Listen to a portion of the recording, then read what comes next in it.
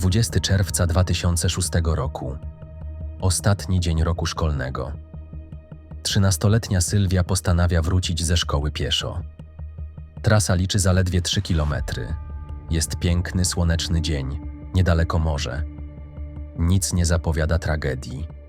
Następnego dnia jej ciało zostaje znalezione w polu rzepaku, częściowo zakopane w ziemi.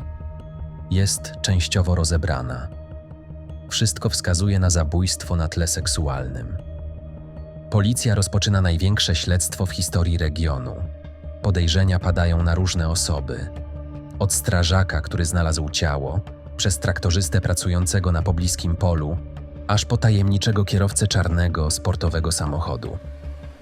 Prawda okazuje się jednak bardziej przerażająca niż ktokolwiek mógłby przypuszczać. Zabójca to 14-letni kolega ofiary, Dawid. Dziecko, które zabiło dziecko. Witajcie w projekcie Morderstwo. Dzisiaj opowiem wam historię, która wstrząsnęła Polską. Historię najmłodszego zabójcy na tle seksualnym w Europie. Historię chłopca, który w wieku zaledwie 14 lat dopuścił się potwornej zbrodni i który 15 lat później znów zabił. 20 czerwca 2006 roku. Ostatni dzień nauki w szkole w Gostyniu. 13-letnia Sylwia jak zawsze powinna wrócić autobusem do domu w Sulikowie, niewielkiej miejscowości oddalonej o około 3 km od szkoły. Tego dnia jednak, korzystając z pięknej pogody, postanawia wrócić na piechotę. Sylwia jest opisywana jako sumienna, obowiązkowa dziewczynka. Kiedy więc nie wraca do domu o zwykłej porze, rodzice natychmiast się niepokoją. To nie w jej stylu, by gdzieś pójść bez uprzedzenia. Zaczynają jej szukać, najpierw sami, potem z pomocą sąsiadów i znajomych. Do poszukiwań dołączają strażacy i policja. Wszyscy przeszukują drogę, którą Sylwia powinna przejść ze szkoły do domu. Niestety zapadł już zmrok i poszukiwania muszą zostać przerwane do następnego dnia. Rano, 21 czerwca, poszukiwania zostają wznowione. I niestety, najgorsze obawy się potwierdzają. Jeden ze strażaków zauważa wystającą z ziemi w polu rzepaku ludzką nogę. To ciało Sylwii. Policja natychmiast rozpoczyna oględziny miejsca zbrodni.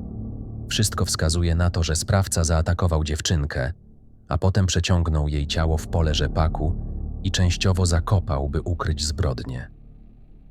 Dolna część ubrania Sylwii jest ściągnięta, co jasno wskazuje na motyw seksualny. Na ubraniu ofiary znaleziono nasienie, kluczowy dowód, który w przyszłości pozwoli zidentyfikować sprawcę. Policjanci zabezpieczają także inne ślady. Plecak Sylwii z książkami, zerwany z szyi naszyjnik z kamieniem oraz but, z którego ktoś wyciągnął sznurówkę i w dziwny sposób zaczął ją zaplatać. Ten ostatni ślad okaże się niezwykle istotny. Policjanci rekonstruują ostatnie chwile życia Sylwii. Wydaje się, że została zaatakowana, gdy miała do przejścia jeszcze około kilometra do domu. Prawdopodobnie została uduszona na miejscu, a potem jej ciało zostało ukryte. Na miejsce zbrodni przybywają psy tropiące. Jeden z nich podejmuje trop i prowadzi śledczych w kierunku Sulikowa. To nie mógł być zapach Sylwii, bo ona dopiero zmierzała w tym kierunku. To musiał być ślad zabójcy. Pies wchodzi do Sulikowa i zaczyna krążyć między domami, nie wskazując jednoznacznie żadnego z nich. Jedno jest pewne: zabójca najprawdopodobniej jest mieszkańcem tej niewielkiej miejscowości. Wieść o tym, że pies tropiący doprowadził do Sulikowa, szybko rozchodzi się wśród mieszkańców. Część z nich nie wierzy, że któryś z sąsiadów mógł dopuścić się tak potwornego czynu. Inni zaczynają patrzeć na siebie podejrzliwie, zastanawiając się, kto z nich mógł być zabójcą. Policja rozpoczyna typowanie potencjalnych sprawców. Pierwszym podejrzanym zostaje strażak, który znalazł ciało.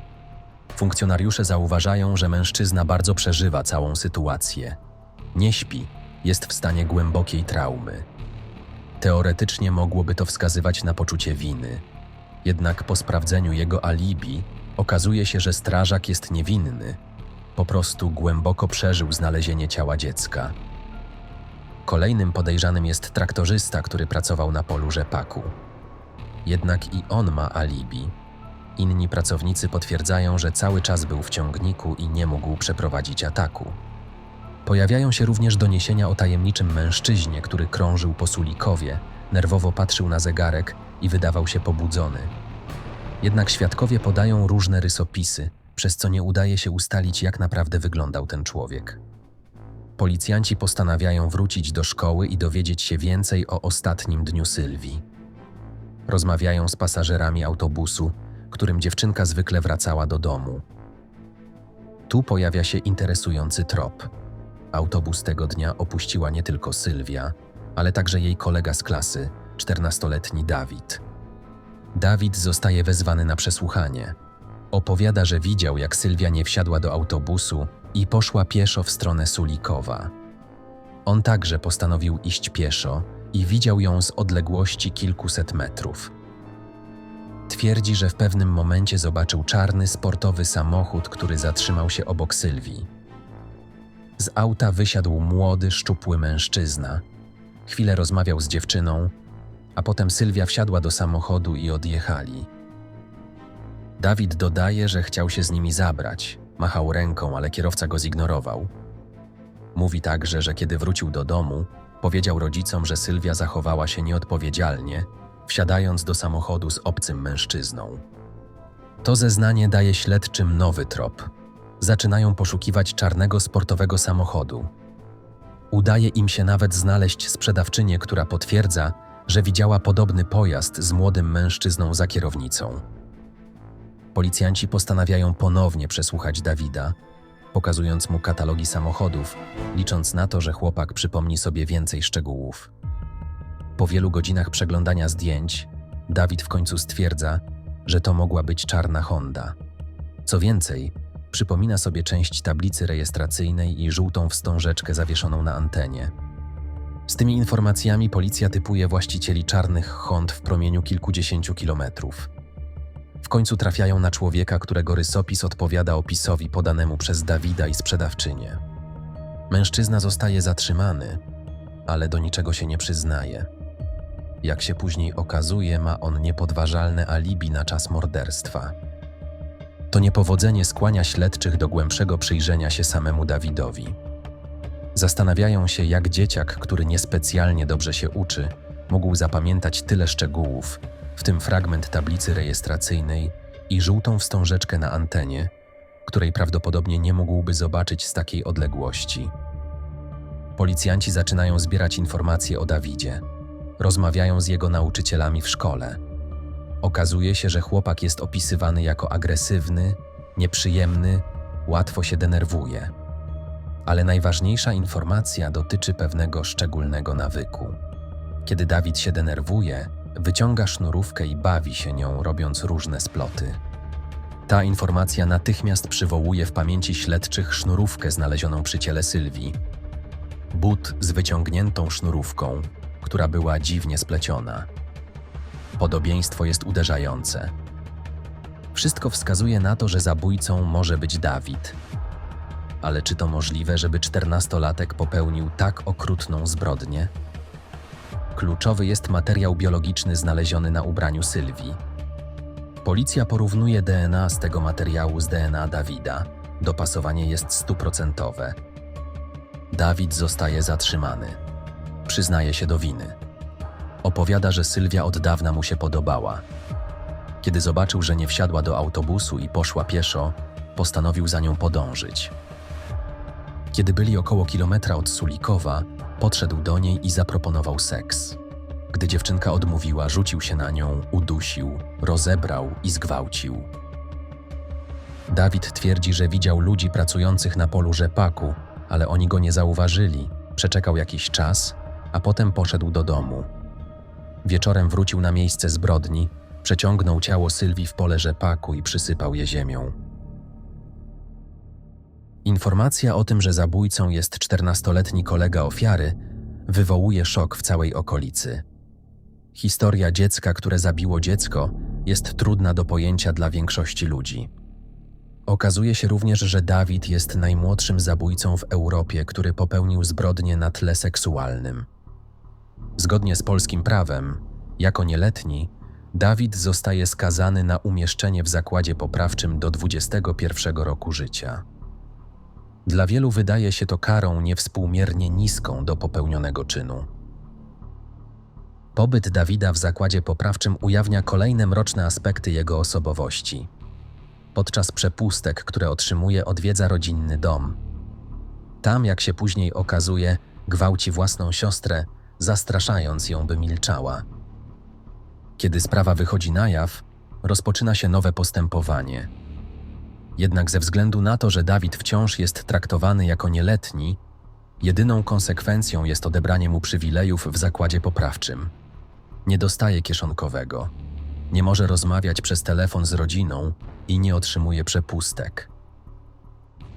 Pozornie wydaje się, że Dawid pozostanie w zakładzie poprawczym do 21 roku życia, a potem wyjdzie na wolność.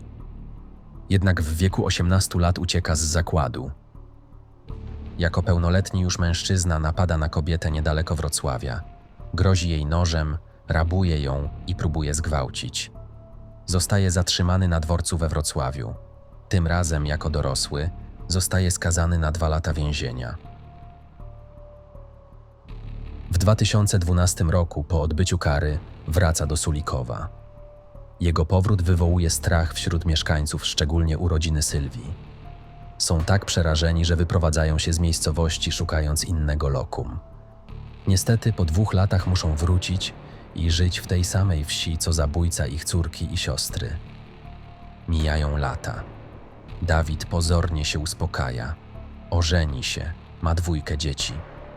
Wydaje się, że prowadzi w miarę normalne życie, choć miejscowi wciąż uważają go za niebezpiecznego bandytę. Przez 15 lat nie dzieje się nic niepokojącego. 24 maja 2021 roku. 18-letnia Magda wsiada na swój skuter i jedzie do sklepu. Ma wrócić za chwilę, zrobić tylko szybkie zakupy, ale nie wraca.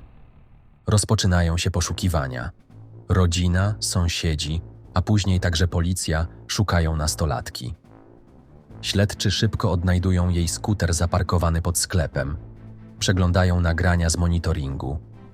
Na nagraniach widać, jak Magda wsiada do czarnego samochodu, który zatrzymuje się obok sklepu. Z auta wysiada młody mężczyzna, w środku siedzi jeszcze ktoś. Mężczyzna rozmawia z Magdą, która następnie wsiada do samochodu. Policja identyfikuje mężczyznę z nagrania.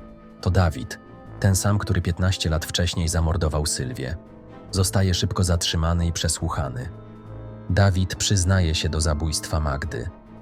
Opowiada, że zobaczył ją przed sklepem, gdy miała problem z uruchomieniem skutera. Policja podejrzewa, że celowo uszkodził jej pojazd, by skłonić ją do szukania pomocy. Magda wsiadła do samochodu Dawida prawdopodobnie dlatego, że w środku siedział jej znajomy. Cała trójka odjechała sprzed sklepu, ale znajomy Magdy wysiadł wcześniej, zostawiając ją sam na sam z Dawidem. Kiedy wjechali do lasu, Dawid zaatakował Magdę. Podobnie jak w przypadku Sylwii, udusił ją, rozebrał i zgwałcił. Potem ukrył jej ciało w lesie, przykrywając je gałęziami. Dawid, który w 2021 roku ma 29 lat, zostaje oskarżony o zabójstwo i gwałt. Prokurator ujawnia, że pochodzi on z patologicznej rodziny. Jego ojciec Andrzej również odsiadywał wyroki za gwałty, w tym za gwałt na własnej córce, siostrze Dawida. Dawid zostaje okrzyknięty bestią z Sulikowa. Jego sprawa wzbudza ogromne zainteresowanie mediów i opinii publicznej. Ludzie zastanawiają się, jak to możliwe, że człowiek z taką przeszłością mógł swobodnie funkcjonować w społeczeństwie. Proces toczy się szybko. Dowody są jednoznaczne, a sam oskarżony przyznaje się do winy. Sąd wydaje najsurowszy możliwy wyrok – dożywocie, z możliwością ubiegania się o przedterminowe zwolnienie dopiero po 35 latach.